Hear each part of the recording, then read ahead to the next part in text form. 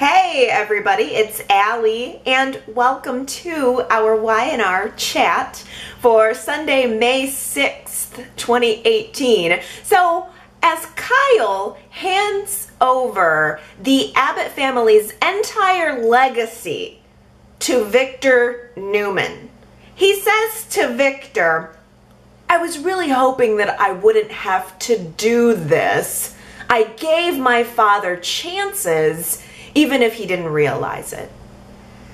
What chances were those, Kyle? I missed the part where you were giving Jack chances to make things right and to avoid this disaster that you are getting ready to bring on your entire family. Kyle came back to Genoa City willing and ready and perfectly happy to plunge a knife into his own father's back. He couldn't wait to sell off ownership of Jabot to the highest bidder, all for what? So that he could sit in the big boy chair? And then when that didn't work out, he just so happened to stumble upon a extremely closely guarded personal family secret, not a business secret, not even something that has anything to do with the company, but a deep, dark, personal family secret that was acquired through a woman who has Alzheimer's disease. And then Kyle is using it not only to destroy the company, but the very foundation of the family itself. Oh yeah, Kyle's a real winner. He's a real great guy, a real great son, a real team player, a real family member. This guy, come on. I kind of am loving to hate him though. There is something about his smug, smarmy vibe that makes me want to punch him in the face every time I see him on screen, and I feel like I'm supposed to want to do that. It's successful in that way. I hate him, but I love to hate him. What do you guys think? What are you feeling about this new Kyle overall? We've had several weeks now to get used to him. Are you loving him? Are you hating him, or are you loving to hate him like me? YRChat.com is our website if you want to go and cast your vote in this week's poll question about new Kyle.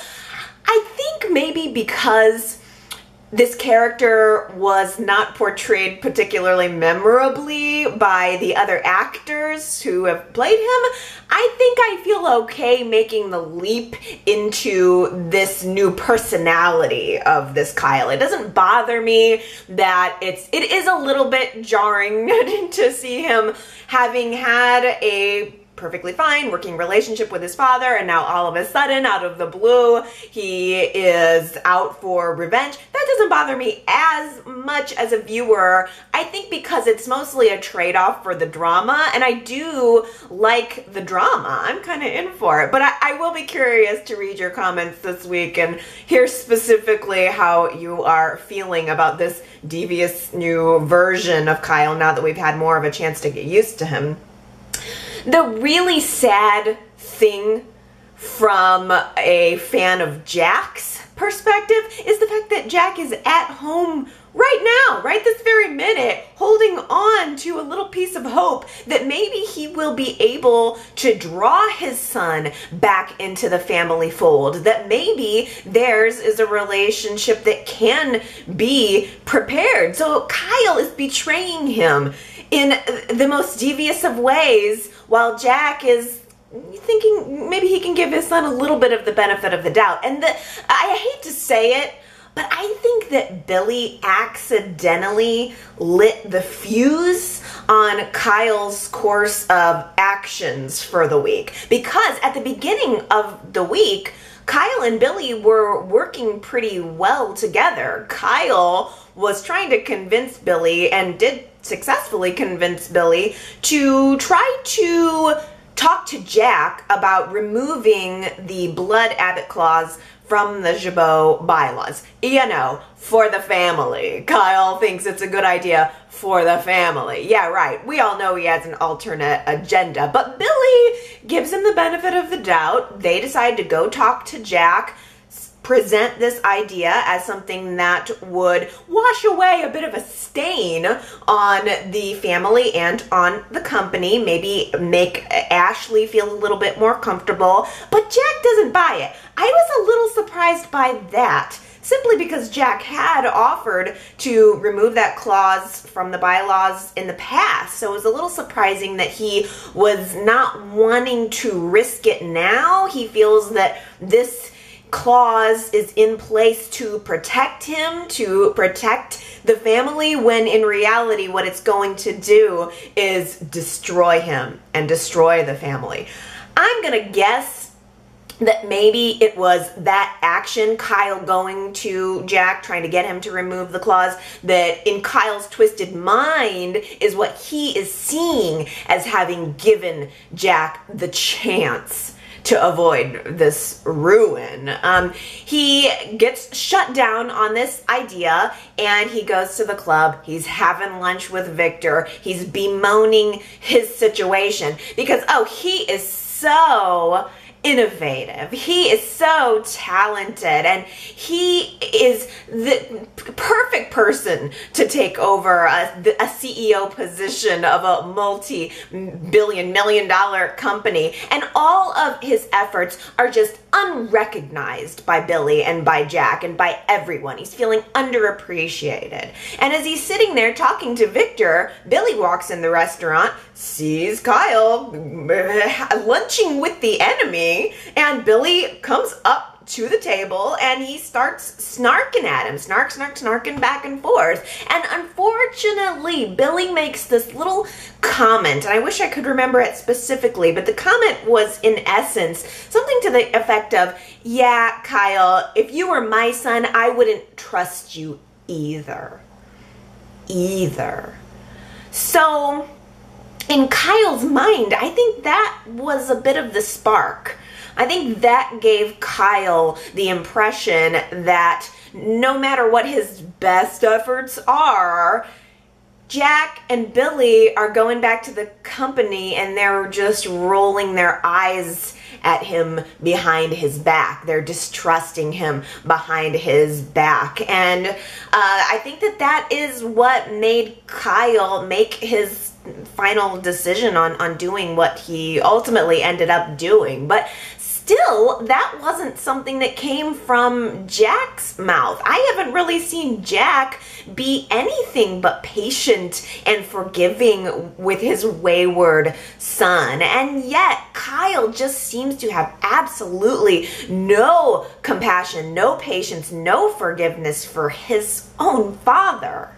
What makes Kyle think that working with Victor would be any different or any better than working with Jack? If Kyle thinks that Jack and Billy are rolling their eyes at him behind his back, Victor is outright rolling his eyes at Kyle in front of Kyle's face. The relationship between Victor and Kyle is not warm and fuzzy. Victor at times even insults Kyle right to his face. He said something to him during that lunch meeting to the effect of, you remind me of your father sometimes. You're full of sound and fury, signifying very little. So Victor is not really trying to grease Kyle's wheels. Kyle's greasing his own wheels. Kyle wants so badly to betray his father that I think he's even ignoring the fact that he could very easily be betrayed by Victor as well. He is so full of sound and fury with very little substance behind it. He feels entitled, I guess, to a power position at an incredibly successful and wealthy and high-powered company at age, what, 25? What is he, 25 years old? And he thinks that he just deserves to skyrocket to a top position? He's made no real effort at working at it. We certainly have not seen him paying his dues. We heard that he's been at the New York office doing really great work, but he's had no grooming from either Jack or Victor or anyone in any kind of a business sense that we've seen. So it's like he just feels that if Jack won't easily let him inherit Jabot, then he's going to trade information with Victor in exchange for inheriting Newman Enterprises. Now, first of all, Kyle, as heir to Victor's throne, is an absurd idea. I can't believe he even thinks it's a possibility. I thought it was absurd that Ashley would think she could possibly be in line to inherit Victor's company. Do you really think that Victor Newman or anybody else is just gonna hand over their life's work, their company, to a snot-nosed little brat like Kyle Abbott? Why would Victor trust someone like Kyle who would do this to their own father? Kyle is displaying all of these ruthless qualities that maybe on some level Victor can appreciate, but the fact is, all Kyle is doing is demonstrating the fact that he cannot be trusted. And second of all, Victor is going to chew him up and spit him out. There is no question about it. Kyle, at the very end of Friday's show, hands right over to Victor Newman the evidence that he has. A copy of the Jabot bylaws, cluing Victor into the whole blood Abbott clause, and a copy of the video interview that Dina was given. Kyle hands this grenade over to Victor before getting his part of the deal in writing. Kyle thinks that he's just gonna give over this information and then Victor's gonna go, okay, cool, I'm gonna make you the heir to my throne then. That's not how it's gonna work. You're gonna get double-crossed, Kyle. And have you met Victor? It's like Kyle thinks he is so smart and so scheming and like he's the master manipulator, but he didn't even get his part of the deal in writing before handing over information that cannot be unheard and unseen by Victor. It's ridiculous. Victor has got to be looking at Kyle like, this is easy. This is the easiest little bit of information that's ever come my way. It's like shooting fish in a barrel dealing with this kid. Oh, he's so green, and yet he thinks he's so great. It does remind me of a young Jack Abbott, and I think that's one of the reasons why I can appreciate this characterization. I think it's one of the reasons I can appreciate this version of Kyle and why I can make the leap into this story. I also think that the actor has been doing a very good job, even as Kyle hands over this ammunition to Victor, knowing what it's going to do to his father, to his family. He's quivering. Did you notice the very final frame of Friday's show was Kyle considering if he should really go through with this, and the actor was actually shaking a little bit. You got the sense that this was a monumental moment for him. And I mean, it's like the guy is getting ready to make the biggest mistake of his life, and he doesn't even know it. I thought it was great too that Victor was kind of trying to give Kyle a chance to back out, like to not go through with this, because before Kyle hands over the info, Victor says to him, if you give me this information, whatever it is, then I am going to be the one to hold your father's fate and your fate in my hands. It was Victor's way of saying, are you sure you want to do this, son? Are you sure? Are you sure you want to gamble away everything? The family farm? Are you sure?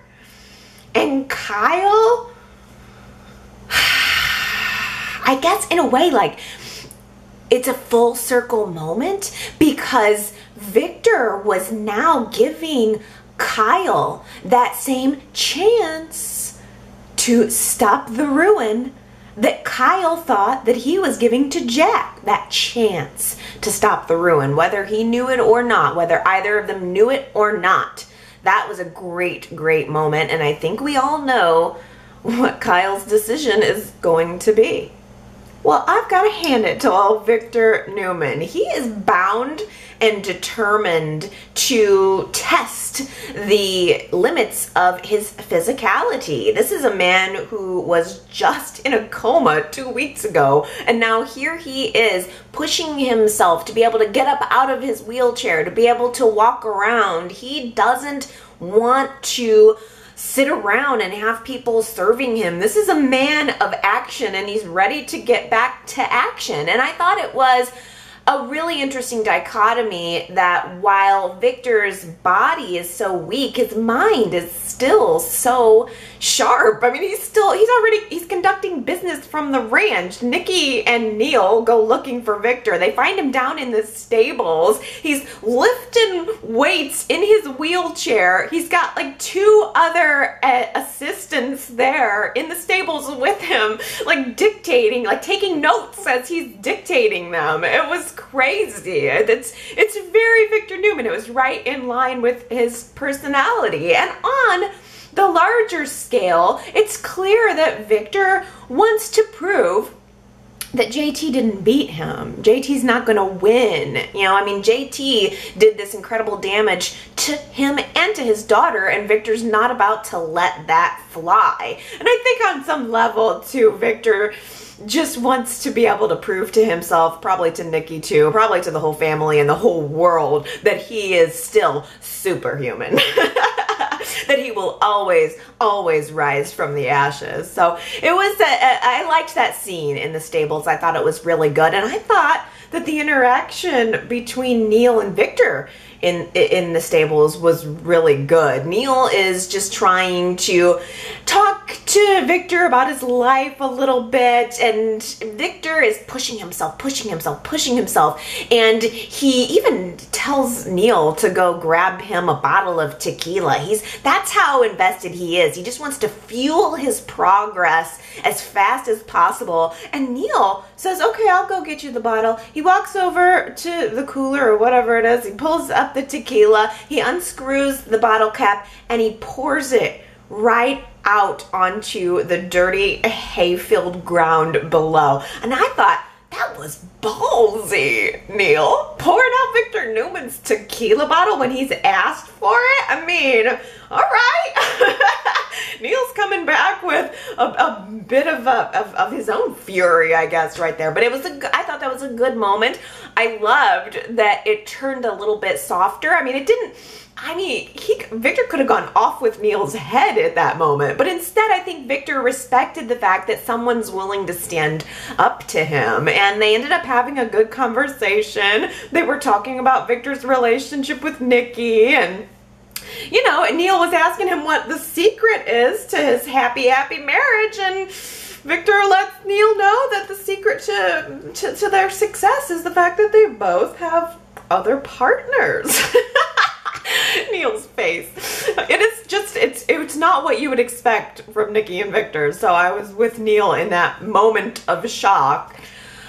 Oh, I do think that Nikki seeing Victor and the bound and determined man that he is, I think she was a little impressed with his determination. I think she was a little reminded of why she is so enthralled with this man all of these years later. And I think that Victor knows he didn't like the fact that his diamond in the rough is running around with some other boy toy around town. The fact that they had other partners started to bring them slowly back together, and they ended up having a talk and deciding that why don't we set aside the old agreement and let's make a new agreement. Let's not see other people. I thought that was wonderful. I'm very, very pleased to hear that Nikki and Victor are going to try to stay a little more monogamous. The partners thing was unexpected, and it took us on a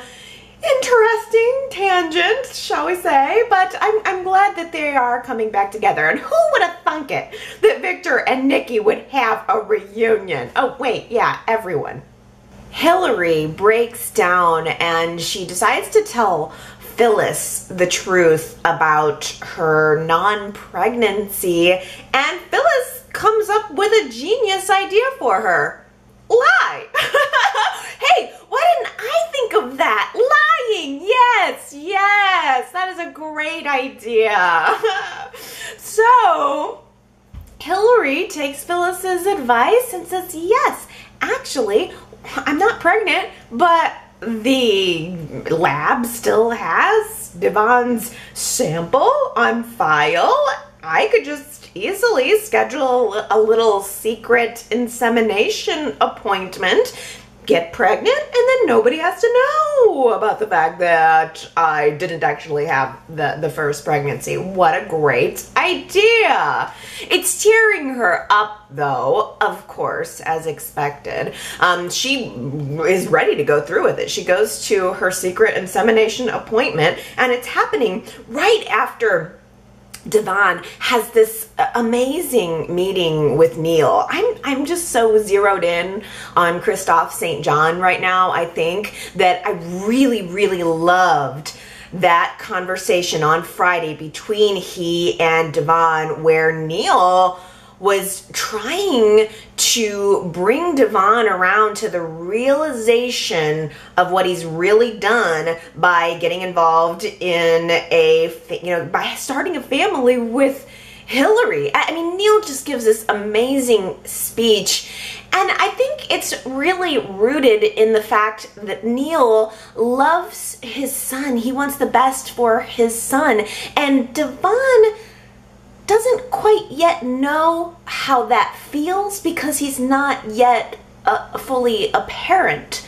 There is something about, there's so much you think you might know about being a parent or about children or how it's going to change your life or how it's going to be. And then when you're in the middle of it, you just realize, I didn't know anything. I mean, even the most prepared person is not prepared. And so it meant a lot to me to see Neil sit down and try to force Devon into a reality check of what the situation really is. He encourages Devon to think about what does your life really gonna look like with Hillary, because the decision has been made. They don't know that she's not actually pregnant. They think he's getting ready to have a baby with this woman that he treats very poorly. I mean, that he really doesn't want to be in the same room with. And so Neil tries to pull Devon back in a little bit and say, you need to think about what life is going to look like with her. I mean, it is, of course, going to be beyond what you could ever imagine. It's going to be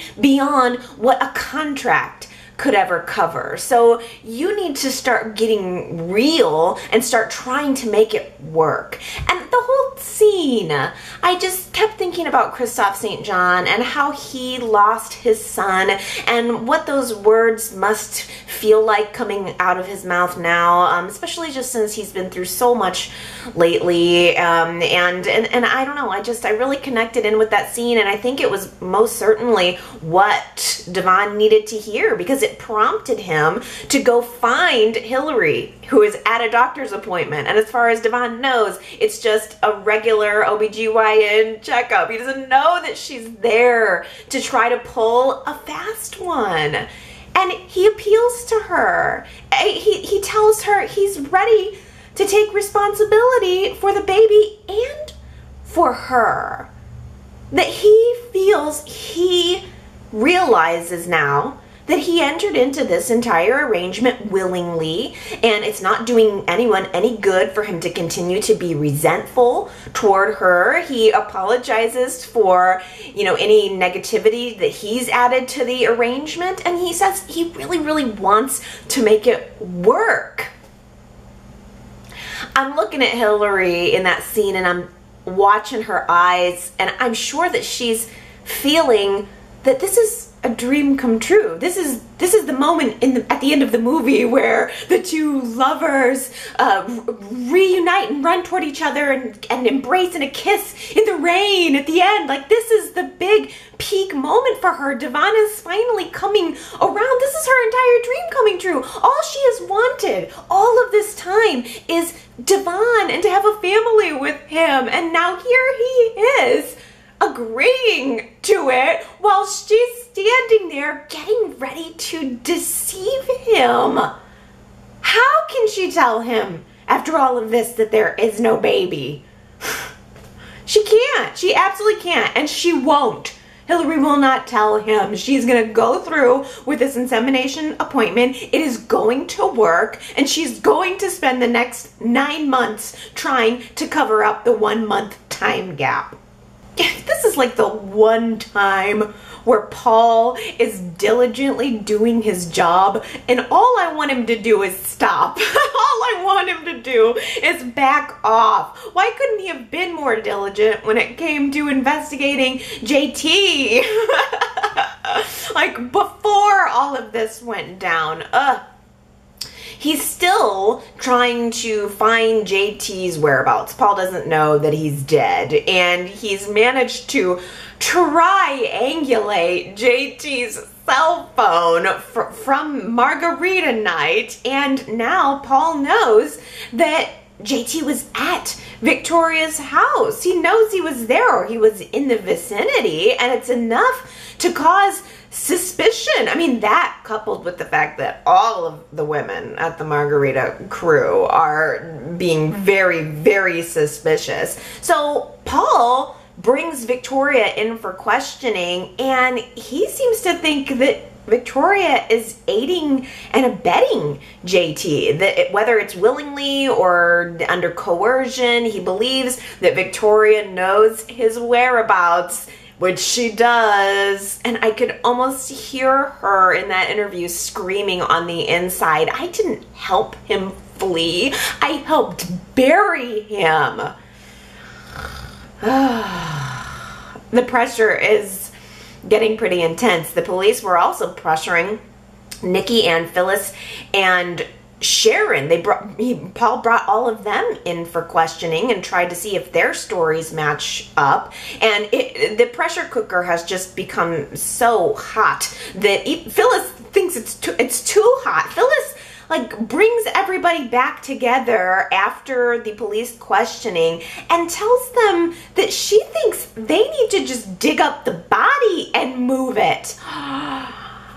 I am so glad that hasn't happened yet. Phyllis seems to have all the answers, doesn't she? I mean, first it's, we gotta cover it up, and then it's, we gotta get rid of the body, and then when they finally do, she wants to move it. She is just taking the lead on all of this. It's a little bit much, although Victoria's solution was not a whole lot better. Victoria is so emotionally exhausted at this point. She feels guilty for dragging everyone else into her situation. I mean, she feels guilty for letting happen what happened in the abusive relationship, not to mention everything that followed that night, that fateful night. But Victoria decides the way that she can best move on from this is to just confess and to take all of the blame for everyone. She's going to take the brunt of it all.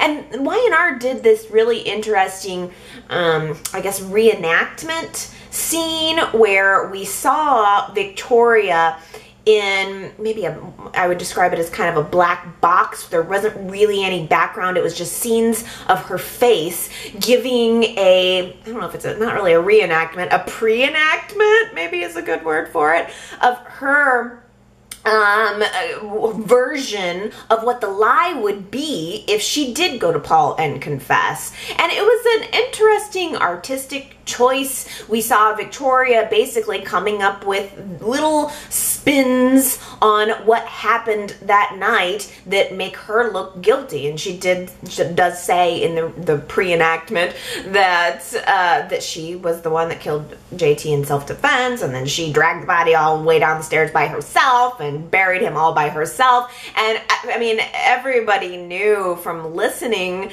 to this story as she's recounting it to the women, everybody knows that this is not going to fly. There's a ton of holes in this. Even Sharon knew that this was going to be a bad idea. And all week, Phyllis and Nikki were pressuring Sharon as the weak link, saying that she was the one that was going to fold. And now here we have Victoria presumably getting ready to go to the cops and blow up everyone's spot. I asked you guys last week if you felt like Sharon should keep that secret about JT's death, and the majority of you, 69%, said no, no, no, Sharon needs to come clean like now. 31% wanted to see her keep the secret as promised. In the end, Phyllis and Nikki, who were so very aggressive with Sharon, they did convince her to keep the secret, just not make a painful situation any worse than it already is. And Sharon went on to be the biggest champion of keeping the pact. Sharon was the one who really made a compelling speech appealing to Victoria to try to get her to not go and confess and take all of the blame herself. Sharon said, "Why would you continue to let JT control you? Let's break free of this. Let's stay true to the pact. Let's not let JT do any more damage. Let's not let JT ruin your life, because that's what would happen. Don't be his victim for one more moment." It was a great, great speech. Great, great moment. But I guess that Victoria just feels that the weight of the secret is too much for her to bear. So she goes home and starts to plan the entire confession and starts to wrap up her life. She's getting ready to go to the police. She even goes so far as to write a pre-confession letter to Nikki and Victor, asking them to look after her children and to not blame themselves. It was just an incredible letter that we all know is going to come back into play. You could bet on it. That letter will come back up. And that concerns me. That definitely concerns me. Just as Victoria is getting ready to walk out the door into a complete and total ruin of her life, Phyllis must have sniffed out some weakness in the air. Phyllis just happens to show up at the door, and of course we have Sharon and Nikki behind, not too far.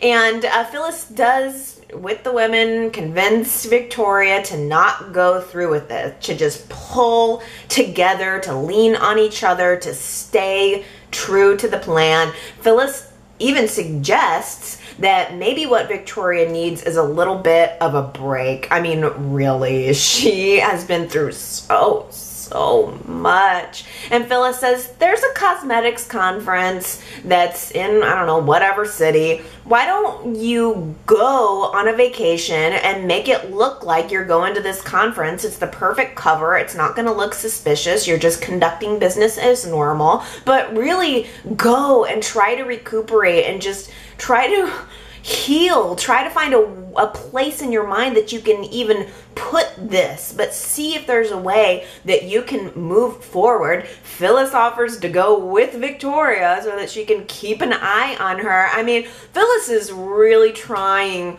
hard. Phyllis is working overtime to keep this secret together. And I do understand her aggressiveness a little bit. I mean, I can wrap my brain around it a little bit easier this week, because if one of these women goes down, It's only going to take a small little crack, and they're all going to go down. At this point, they're all involved. They're all complicit.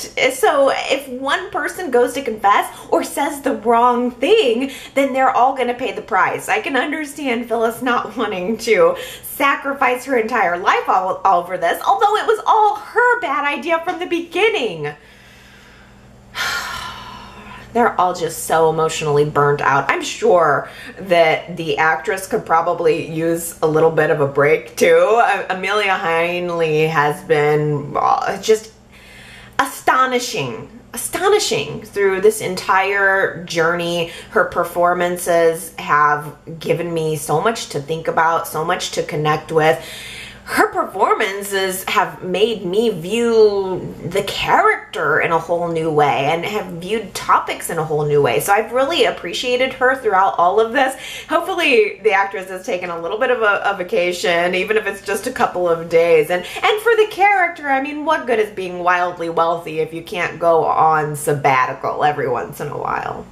Just because Victoria is taking a break doesn't mean that Nick is. Nick is more determined than ever to find JT and to bring him to justice for what he did to his father and to his sister. Nick is ready to knock on doors. He is ready to canvass the neighborhood. He goes on GC Buzz and does an interview with Hillary and Mariah about JT's case, and he even offers up reward money for information about JT's whereabouts. That interview with Hillary and Mariah suddenly got Mariah thinking.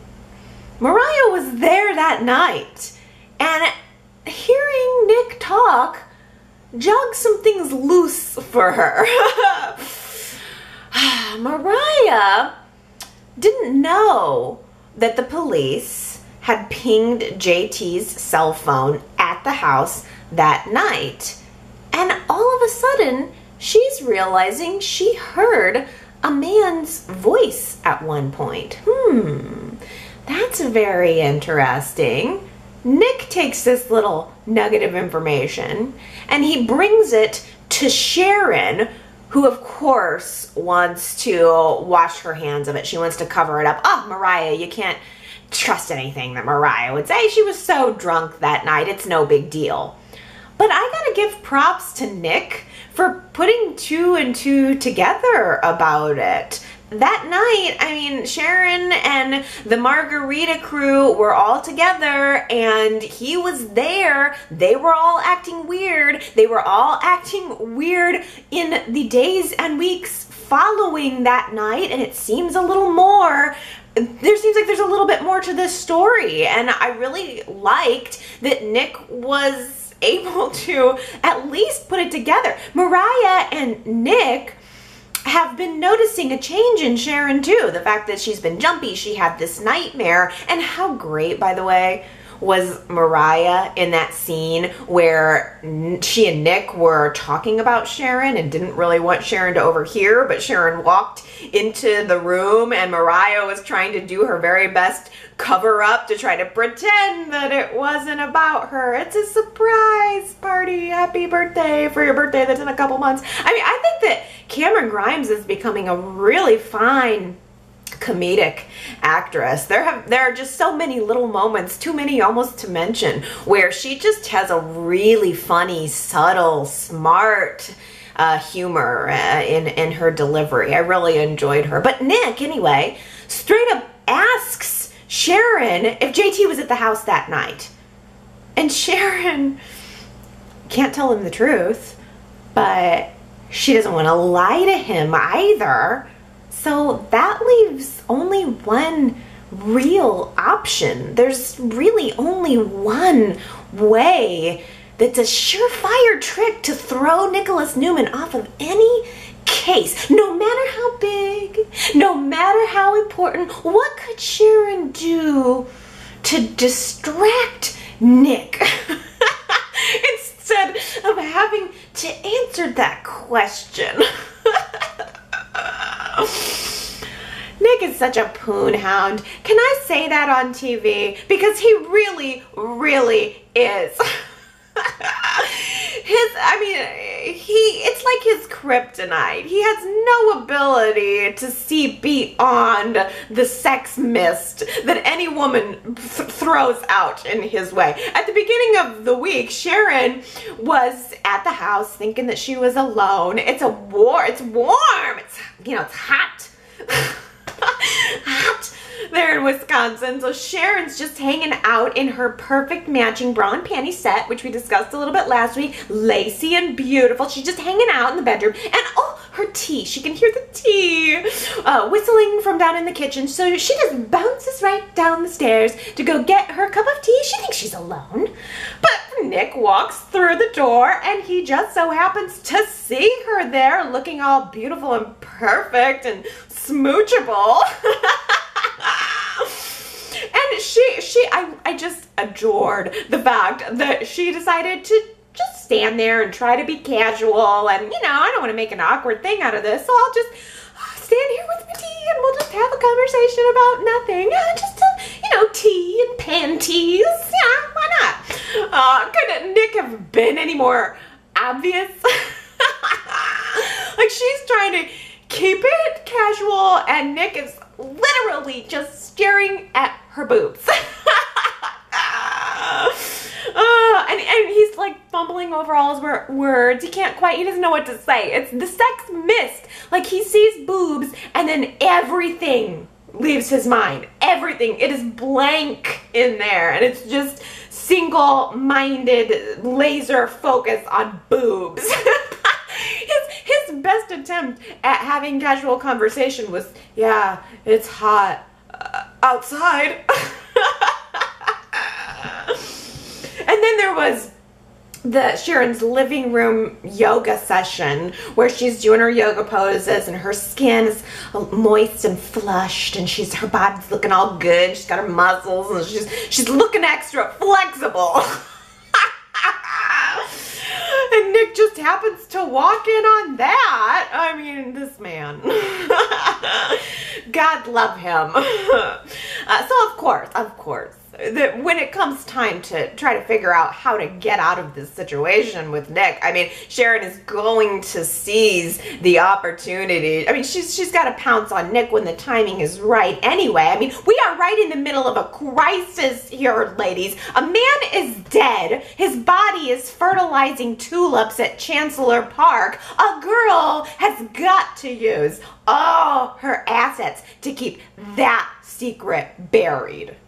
This week felt much more promising for me about the future of our teen scene. We had a really great moment where Maddie is sitting alone at the coffee house and she's feeling like she's having an identity crisis. A lot of her identity was wrapped up in Reed, and now she has to think about who she is and what she wants to be. And Lily and Kane came in and they counseled her a little bit, and that was wonderful. And then we had Charlie editing the Abbott family video and Neil talking to him about his film career. I feel a little better about the future of our younger actors on the show, although I do think we need to get some more younger actors to fill out the canvas and to have these two interact with. I just don't understand why it couldn't be Reed. Do we know if the actor decided to leave the show on his own, or did Y&R not renew his contract? Does anybody have any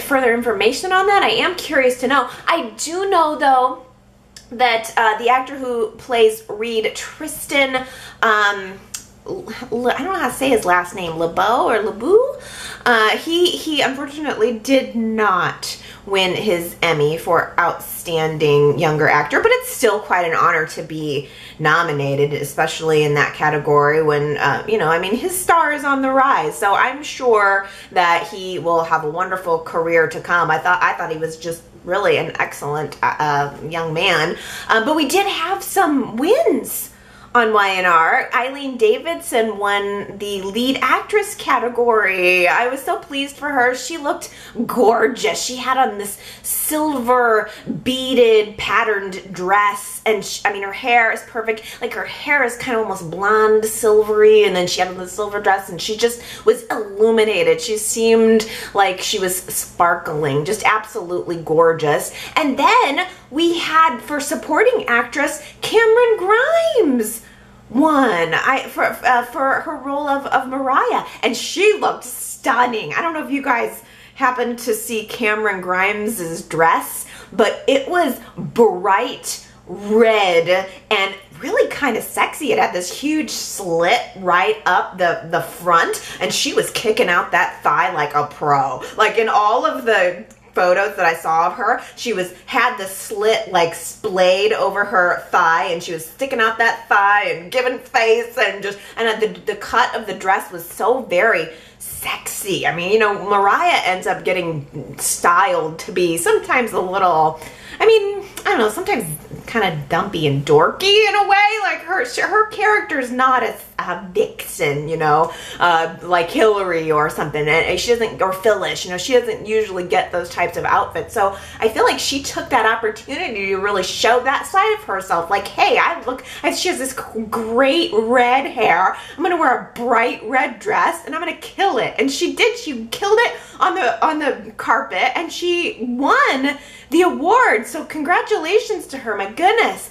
I certainly am, I'm sure that she deserved it. I also, though, was stunned by Michelle Morgan. She also was nominated in that category, so it's a little bit funny that, or interesting, that Cameron Grimes beat out Michelle Morgan, considering their on-air or their on-screen personas are a little bit rivalrous here and there with Hillary and Mariah. But Michelle Morgan, you guys have got to look up the dress she was wearing. It was wholly gorgeous. It was champagne colored. She was sparkling up a storm. I just think, like, she's, you know, they make those lists of the 50 most beautiful people. She should be on it. I think part of the reason I probably give Hillary as much leeway as I do is I'm so stunned with her beauty. She's just one of the most beautiful women, certainly on the show, and I just think she looked incredible at that 2018 Emmys, and I still remember her dress from last year. She just is styled to perfection. So it would have been nice to see her win. I was really kind of secretly pulling for Marla Adams, though, as Dina. I thought that the Alzheimer's story really was going to give her Emmy, but she did not win. I really thought that was in the bag. She looked really nice on the runway too, by the way. She was wearing this lacy black number with a big statement necklace. I mean, she was giving me grand dame. I just still am mourning the fact that they decided to go in the direction of Alzheimer's with this character, because I want a grand dame, and I think she really could have given us, she could have filled a spot. I think she could have helped fill a really large hole that's on the canvas of the show right now. But this is what we've got. Who knows how Y&R will continue to work her into the story, and you never know. I mean, there's Marla Adams, who knows, next year could be her year. I really hope so. Last week's Who Said It quote, lucky soap. Who said it? Lucky soap. I think pretty much like the majority of people guessed correctly that was Nikki. There was a little scene between Nikki and Arturo in the foyer of the athletic club where Arturo says he's gonna go upstairs to take a shower, and Nikki just leans in and says, lucky soap. I'd say we are the lucky ones. So congratulations to our winners. There are quite a few of you. So I'm going to take a deep breath here and give big shout outs to Anna, Angela, Erica, Gina, Jamie, Henry, Aaron, Nancy, Becca, Heather, Tanya, and Diana. Congratulations, you guys all guessed it. Let me see, what's our new quote for the week? Here it is. Do you need flashcards? I don't know why that line stuck out to me, probably because I've been working on little flashcards with my daughters. So maybe that's why. Do you need flashcards? If you think you know who said it, yrchat.com is our website. You can go there to leave your guess, and if you get it right, you too will receive your shout out on next week's Y&R Chat. Let's get some comments from the peanut gallery here, starting with Diana, who says, Victor had a nice little feast at the table when he was dining with Kyle. I think Victor was eating samosas. I love it. He also makes sure to eat his veggies that we saw on the platter to gain back his strength. Go, Victor!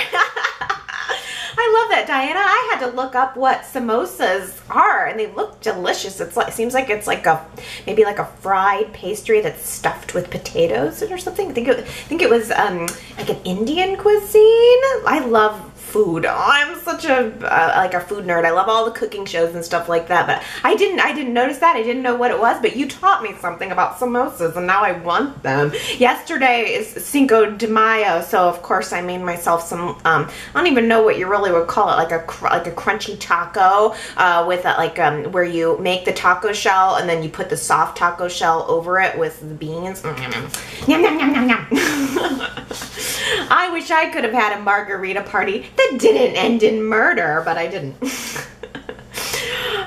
Daisy says, I'm happy Nikki and Victor have agreed not to see other people. I really hope this is the beginning of them getting back to where they were before Adam died. And with that, they could renew their marriage vows with a little cake throwing thrown in to boot.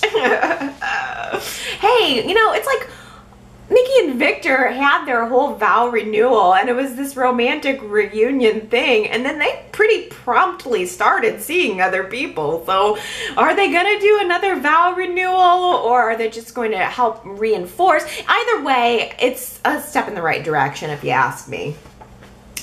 T. Nicole says, the scenes where Nick saw Sharon in her sexy underwear were just the best. Such good comedic relief, and Josh Morrow played that moment priceless. I had so much fun watching the facial expressions during the whole scene, and what I love even more was that Sharon stayed to have a conversation with Nick and owned it.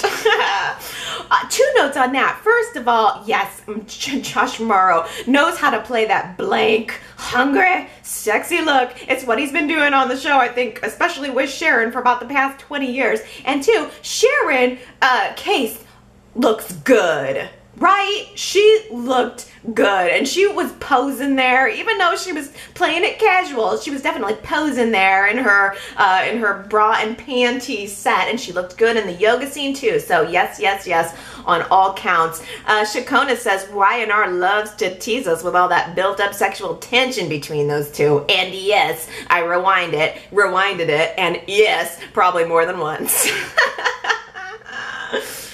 Oh, Anna, though, says, what if that preview that we saw in the next week on Y&R sequence of Nick and Sharon looking like Sharon pulling off her jeans and Nick is kissing up on her. Anna says, what if that preview was a dream or like someone's fantasy, one of their fantasies?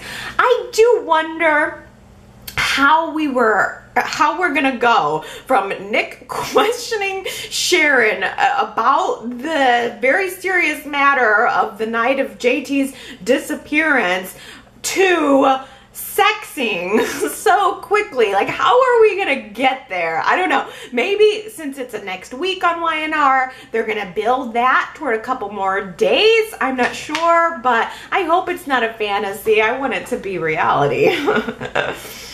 Oh, Justin is going to give us a little bit of a throwback here, and this is something that I've heard kicked around a little bit, but I thought we should bring it up right now because all of this that's happened with JT and the abuse and the homicide and the cover-up, Justin says this all should be deja vu for Sharon. 2 words, Cameron Kirsten. I thought I'd toss this out to the crowd to see if you guys remember the Cameron Kirsten situation. I have memories of the actor who played him. I remember that face. I don't think I could ever forget it. He was a really evil character. It was circa 2003. I do remember that he was a bad guy. I do remember that he was obsessed with Sharon, and I even remember him maybe, I don't know if he kind of faked his own death, but Sharon got involved with this guy. He plied her with alcohol, ended up sleeping with her, and then started abusing her. Like, they slept together, and then he was beating her up.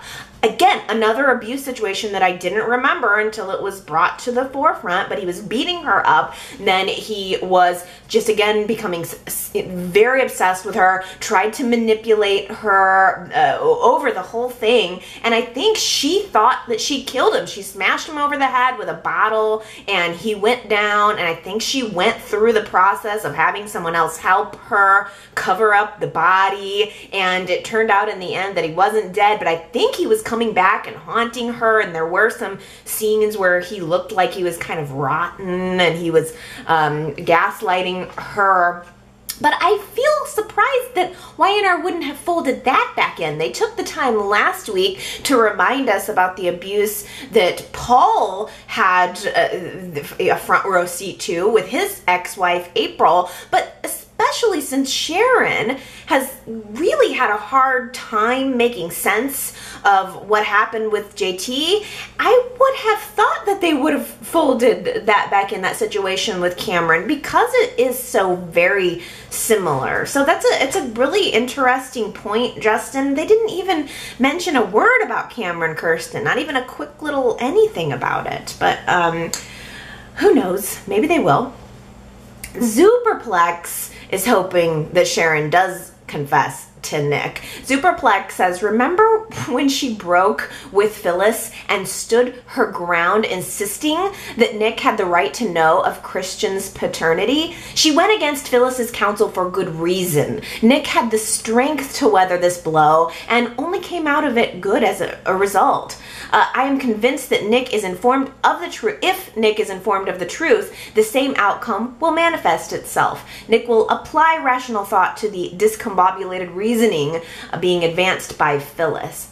I agree that Nick knowing the secret could actually help the situation, because at this point, Sharon and Phyllis and Nikki and Victoria, they're all working in opposition to Nick. If the women had a conversation and decided maybe we need to bring Nick in about the secret so that he will take the pressure off, I think only good would come from that, but I'm sure that's not where the drama is headed. I have a feeling that Mariah is going to continue to have her fuzzy memories slowly becoming more and more clear, and then in addition to everything that happened, they're going to be finding out that the women lied to them. Yeah. Well, let's lighten it up. We have a comment from Ellen here saying, I like Phyllis's wavy beach hair. It suits her personality and this storyline. She does look good in that hair. I know we all had a little bit of a heart attack when Phyllis became a blonde, but she does look really good, and she's styled so well lately. I mean, think what you want about Phyllis and her actions in the storyline. She certainly does look good. Consuela says, I read that Brittany and Mac were coming back to be part of a storyline. The article I read said that the actress who plays Brittany is a lawyer in real life, and so they worked that into the storyline when she came back for the reunion. So it's possible that Brittany might be coming back to get involved in a case. I love this, Consuela. I Googled that as soon as I saw your comment, and it's true. I could care less about Mac coming back. Kelly Kruger does nothing for me, sorry, but I really liked being able to see Miss Brittany Hodges, and I like Lauren Woodland. She is a lawyer in real life. I didn't know that until I just looked up the article, but she is going to be coming back to the show. It's a good point, Consuela, that maybe she's going to be involved in a case. The only bad thing is that I didn't see any note of Raul returning with her. They were a great little team, right? And Raul's kind of sexy, so I would have preferred to have seen them come back as a pair, but I'll take Brittany. I'll take her on her own. Let's see, another kind of behind the scenes info scoop here from Marianne saying, I listened to the recent Soap Opera Digest podcast, Dishing with Digest, and they said that Jack's paternity is going to be featured in May Sweeps. Okay, first of all, I didn't know they did a podcast, so I got to look that up. Is it better than this one? Could the professional Soap Opera Digest team, who's probably been reporting and doing this since the beginning, be better than little old me? I'm sure. But I like that you mentioned that about May Sweeps, because that always sneaks up on me. I never remember it, but now that you say it, May Sweeps has got to be right around the corner. That's probably going to be coming up next week or the following week. This week felt a little slow. I didn't mind it because we've had so much drama with JT, and even before that, I mean, I almost kind of needed a slower week to give myself a break, give me some tea and panties moments with Sharon and Nick. That was all fine with me, but I like that you are bringing up that we're probably going to see things really, really ramping up. If you were sad that it was a slow week, we're going to see them really, really ramping up here very soon. And about Jack's paternity being revealed in that moment, who's going to do it? That's a good question. Are we going to see Victor reveal that information? I don't know, because he seemed very hesitant to use any information or anything surrounding Dina and her Alzheimer's, so I don't know that Victor would be the one to really put that out there. The other thing I wish I would have done was watch that scene with Charlie editing the video a little more closely. Is there any chance that Abby only thinks the one copy of Dina's Dina's interview was destroyed? Is there any chance that Charlie is unknowingly going to edit that information into this video that the family is going to see? Anna had left me a voice message early last week and had said that she thought that that video was going to play a big part in this, that the Abbotts are probably going to all sit down, they're going to watch this finished video, and that's where the paternity reveal is going to be. And I really think that could still be the case. There could just have been a slip, an accident. We know Charlie's been working really hard. He doesn't know their family dynamics in the same way that, for instance, Neil would or Abby would or anything. He's just there trying to do a job, doing the best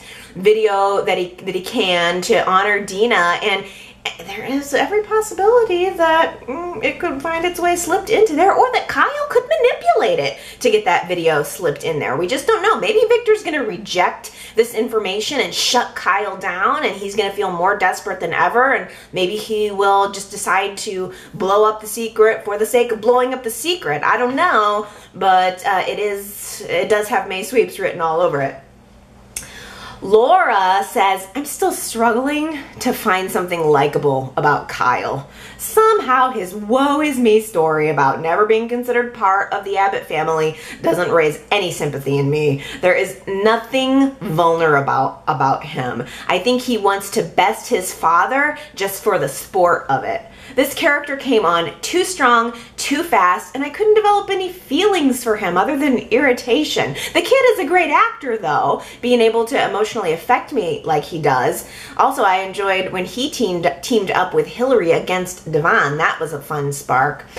I think that the vulnerability is yet to come. I'm still holding out hope that they're pushing Kyle all the way to the edge, and then they're going to bring him back and give him some sort of redemption moment. I also like that you mentioned the other interactions that he's had around town, because I'm still keeping in my brain that he had that interaction with Mariah, and I'm on the fence thinking maybe he might end up having more interactions with her. Who knows? Maybe a romance with Mariah? I don't know. So there's got to be some kind of spark or something that ends up humanizing him, and a love story could eventually be that. Gary made me laugh here, saying this dude Kyle has more uptown outfits than Chelsea 2.0. I mean, I laughed at that, especially because when he came onto the screen on Friday, showing up at Victor's doorstep wearing that blue and white floral tie on top of a blue suit, and then he had this little pink pocket handkerchief. I'm like, what is this guy wearing? But I think he is, in a way, styled to perfection for the part. There is nothing about him that is very likable right now, right down to his wardrobe, his attitude, his actions, even his expensive loafers, and the fact that he's so devious, and yet you know he stands there in the mirror perfectly putting together that tie and pocket handkerchief. It just makes me hate him all the more. Okay, everybody. Our website is yrchat.com if you want to go leave me some comments as you're watching the show, or if you have comments about this Y&R chat. I hope that you guys enjoyed it and that you're looking forward to May sweeps. I know I am. I'm looking forward to the Nick and Sharon scene next week. That's gonna give me a little smile on my face that is very much needed after all of the heaviness that we've seen. So fingers crossed that it's not a fantasy. Okay, everybody, I hope you have a really good week, and I'll see you next Sunday. Bye!